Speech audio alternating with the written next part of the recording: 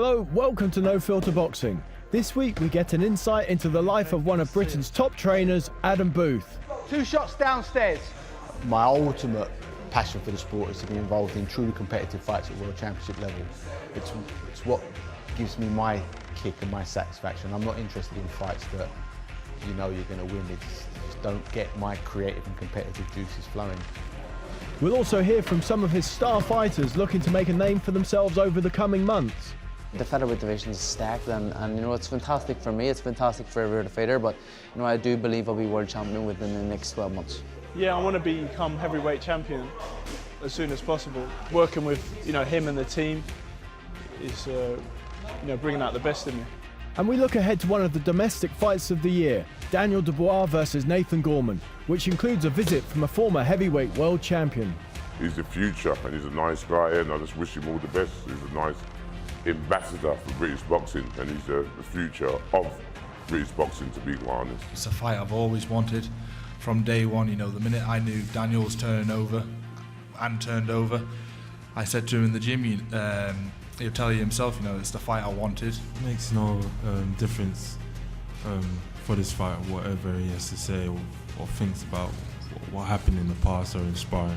I'm just looking forward to showing what I can do on the fight night.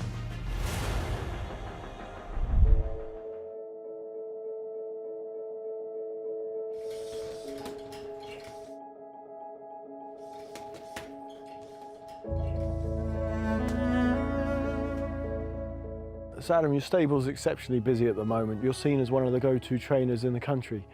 Did you think that you would get this kind of success when you started out as a trainer? Pretty much most of my life hasn't had any forethought in it.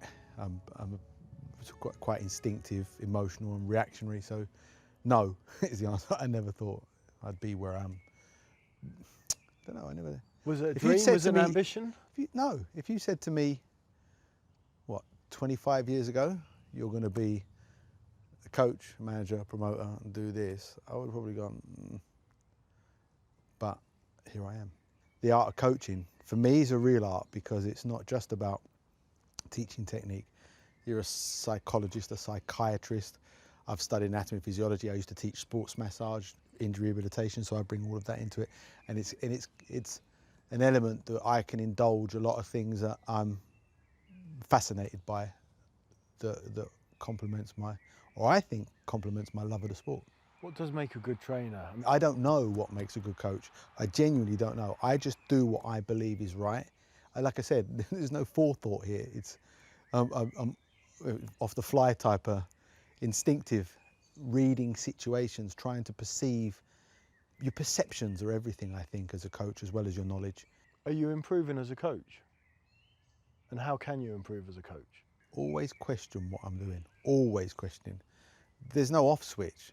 I might be sitting down watching TV or buying something online, but my mind is always drifting to, why isn't he set on his left knee when he throws the left hook? My mind always drifts to some form of technical content or analysis or understanding of a fight that I've seen hundreds of times or a fight I'm working with.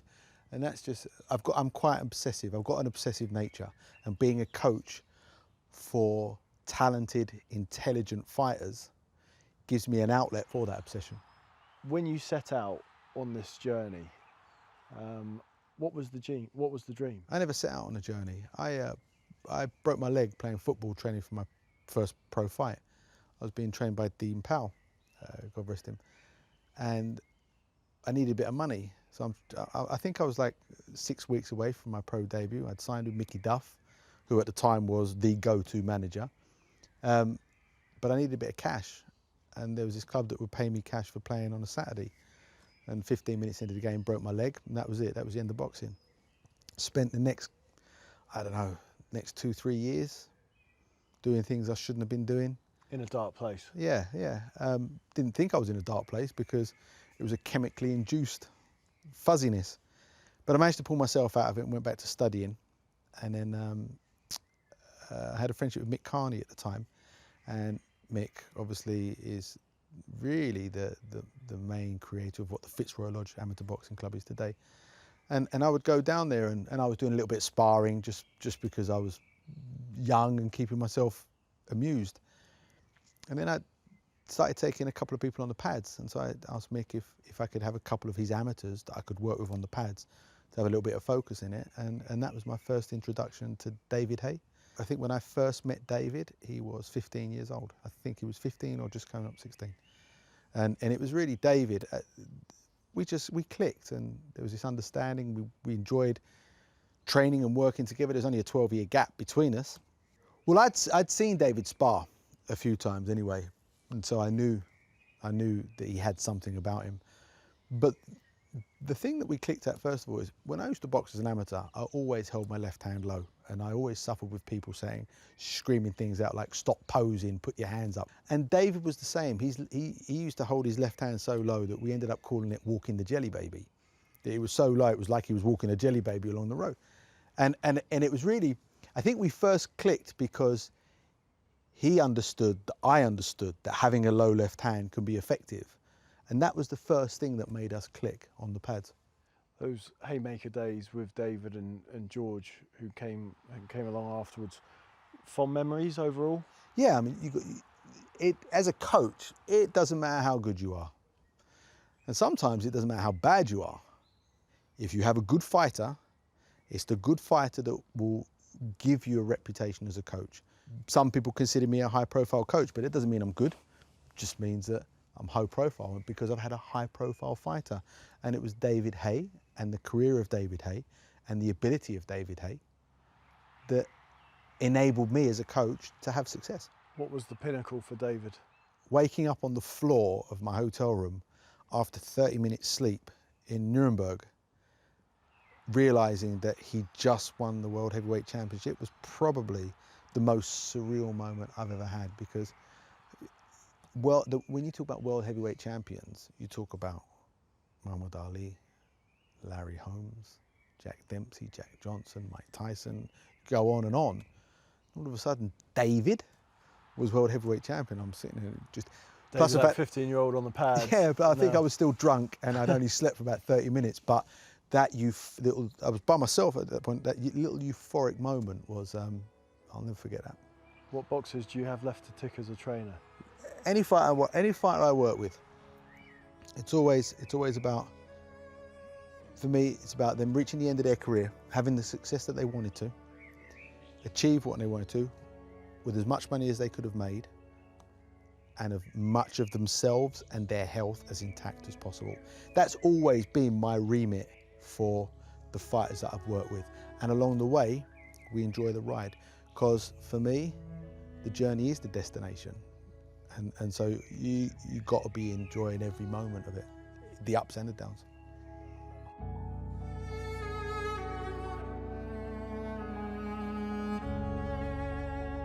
We live in our little bubble and we do what we do and we believe what we believe, and we're in it.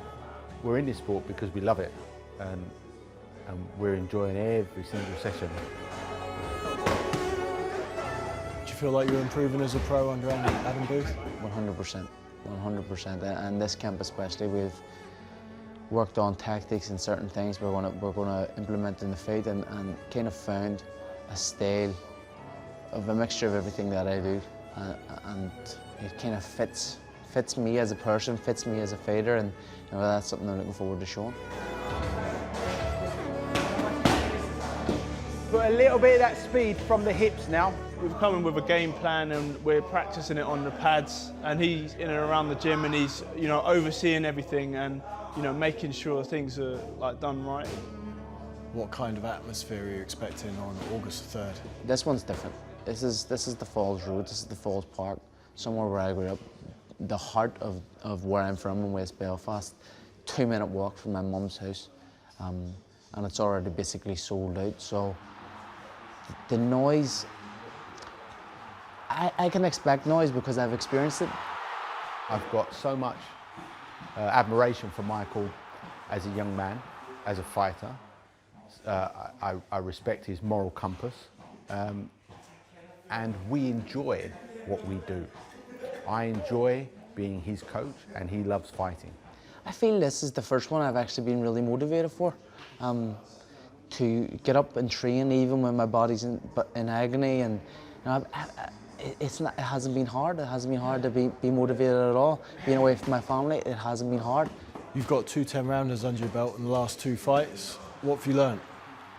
That I can go the distance very comfortably. I know how to control pace, and just little tricks of the trade in there. You know, there's little things you can do. You know, take little breathers when you need them. But I just know I can do the distance easy. You know, my last fight I could have done another 10 rounds. I was that comfortable. I think people have probably seen 30% of what Michael Conlan can do, maybe less than that, if I'm honest. Because what I'm seeing play out now in the gym and in sparring, and I know people say sparring is sparring, but it's where you get a barometer of how someone's progressing. His understanding of what he's doing and his execution of it against fellas much bigger than him, much stronger than him, much quicker than him, is just galvanising our confidence in where we're going with his career. The featherweight division is stacked, and you know, it's fantastic for me, it's fantastic for every other fighter, but you know, I do believe I'll be world champion within the next 12 months. The dream for you has been to win world titles at different weights, isn't it? Yeah, three weights, you know, I'm a tall featherweight, and I believe, you know, if I can make super bantamweight, it'll be a huge super bantamweight. Win a world title there, move up featherweight, win a world title there, and win one super featherweight, and I've always said that I want to be 3 with a world champion, and that's what I'll aim for. All I want him to be is the best he can be at what he does. And if that means that he wins world championships in different weight divisions, that's great, because at the end of the story I'll look back and it'll be satisfying in its own right because of that. But my motivation and my enjoyment is helping him fulfill his potential as a fighter.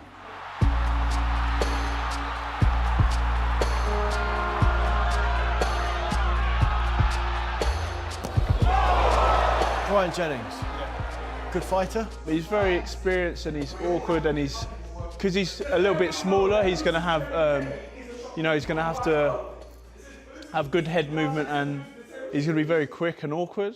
He's got long arms, and you know, he's mixed it with the likes of Klitschko, Ortiz, and you name it. So yeah, he's going to have a really good game plan going in. How far are you from the top 5 in the world, say? Yeah, I want to become heavyweight champion as soon as possible. Well, I feel like I'm like close top 10, so beating him will, you know, propel me into a better light. Give that, go down, perfect those, then come back up against him. Working with Joe is a very interesting challenge for me as a coach, because one thing I believe is that I shouldn't be trying to teach him too many things. Yet he won an Olympic silver medal. He won a gold because he beat Yoka in that final. And you don't get to that level as an amateur without being good at what you do.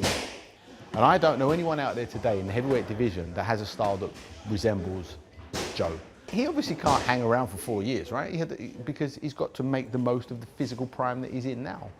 If he's not at world level, genuine world level, like knocking on the door of being a mandatory challenger for a world championship within a year, I'll be frowning upon myself and as well as him. We touched upon some of the big names in the division. Obviously Andy Ruiz shocked the world against Anthony Joshua. How much of a shock was that for you?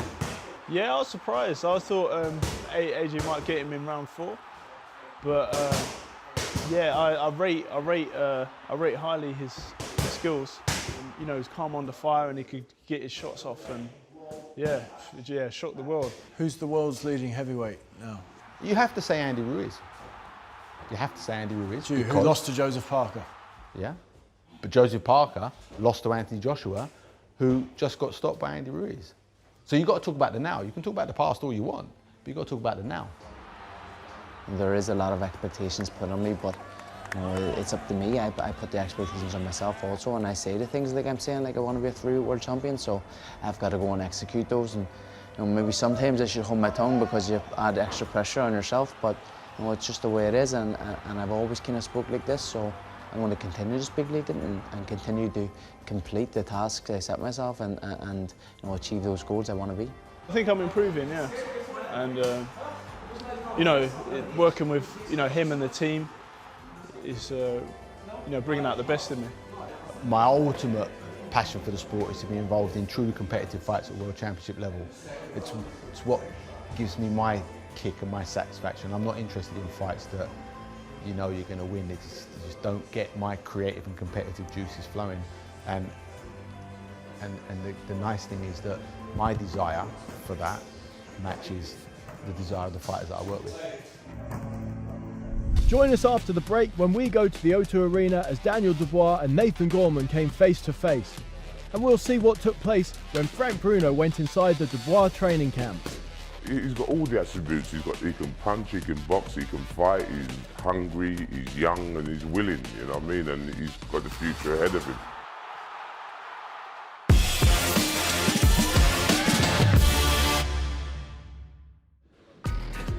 Welcome back to No Filter Boxing. We'll see what happened when Frank Bruno took Daniel Dubois on the pads shortly. But first we go to the O2 Arena as Dubois and Nathan Gorman got the chance to weigh each other up before their July 13th showdown.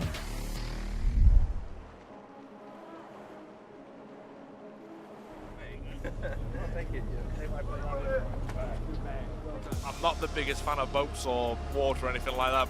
Slowly but surely warming into it, but yeah, I suppose it's an experience. It's good, I'm enjoying the day, it's a good day, so first time in a boat and I quite like it. BT Sport are doing some entrances, aren't they, these press conferences. Definitely, it's becoming the norm, this is. I haven't seen this done before, so all good.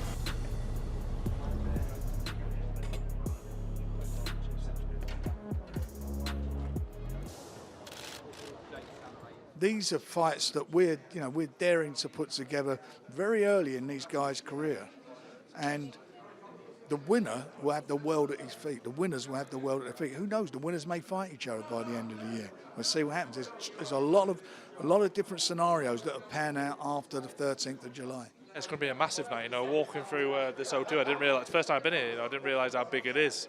So it's 2 years ago, I was on small hall shows, selling tickets and whatever. Now I'm headlining the O2 Arena for the British title, so it doesn't get much better than this, does it?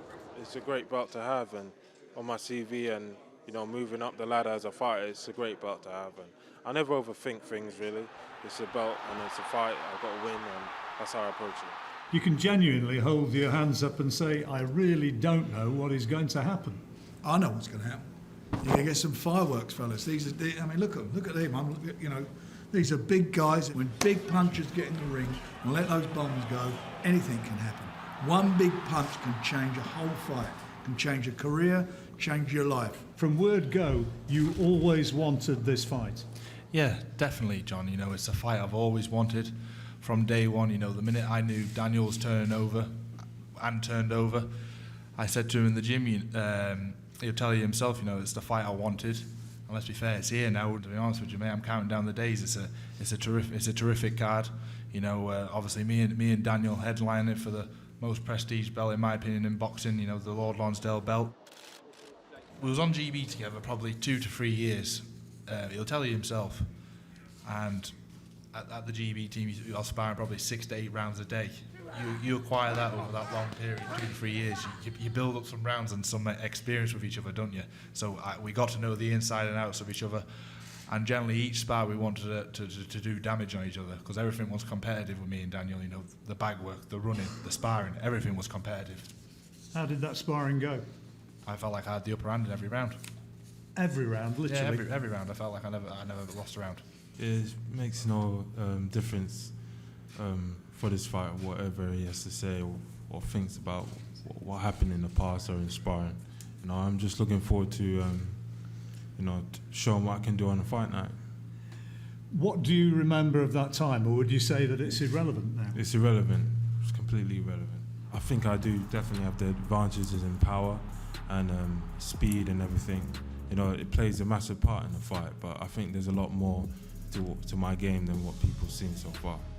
You think you have the advantage in speed? Yeah, I think on my A game I'm faster than probably I'm match any of the fastest heavyweights out there. Come on, Dan. You know that not to be true. You know that. Come on. You ain't faster than me. We'll see on the night.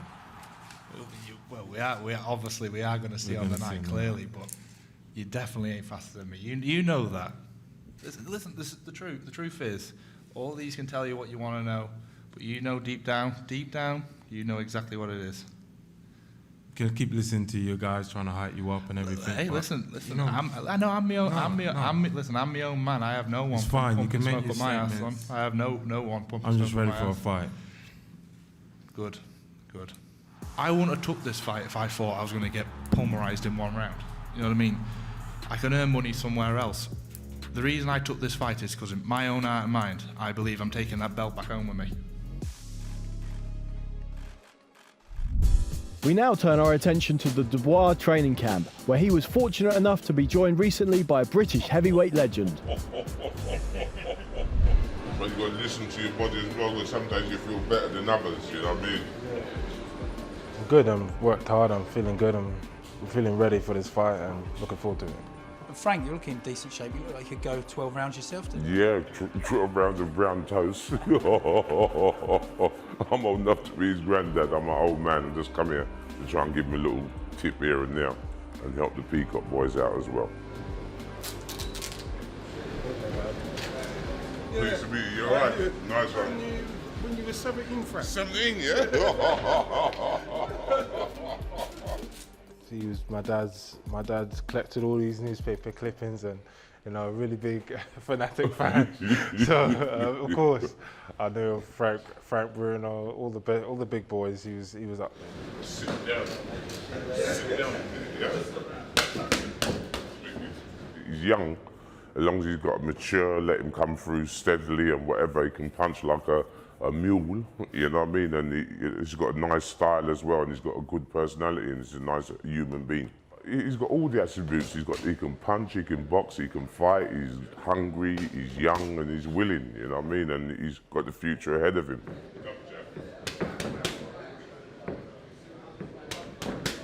Nathan Gorman's not a bad guy, you know. He's trained by Ricky Hatton, so you've got to respect that in itself, you know what I mean? I think there used to be amateur pals and whatever, but amateur and professional is two different cups of tea. But I think, you know what I mean, he should shine through, but he knows that, you know, it's not an easy fight, but I think he's got his ticket. What can we expect on July 13? How's it going to go, do you think? A definite win for me and definite destructive performance. I hope he comes through, and I think he'll come through it. He's had a good number of fights and he's been tested here and now, and he's doing good so far. As long as he, you know what I mean, takes his time and, you know what I mean, chip him down, and he should be victorious at the end of the fight, you know. It's not an easy fight. Both of them know one another. You should train together as amateurs. You should share the same dormitory, not the same bed, but the same room, and they know each other pretty well. But amateur is totally different than professional, and professional is he's fighting for his mortgage, car tax, fighting to get a house and to improve himself and whatever he's doing. So good luck to him. He's a young, good-looking boy. He's smart and whatever. Sometimes he may be a little bit shy, but he'll come out of his shell. As he matures in life, he'll crack a few jokes here and there, but he's in a serious game, so he's got to be serious. But yeah, his nature of his humour will come through.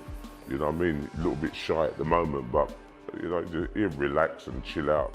Strictly business though. While I'm in training camp, it's full steam ahead, and so there's not a lot of time to laugh about, but after we can celebrate. He's the future, and he's a nice guy, and I just wish him all the best. He's a nice ambassador for British boxing, and he's the future of British boxing, to be quite honest. That's all we have time for this week. Join us again next time as we continue to build up to the big show at the O2 Arena. There's sure to be fireworks when the heavyweights are involved.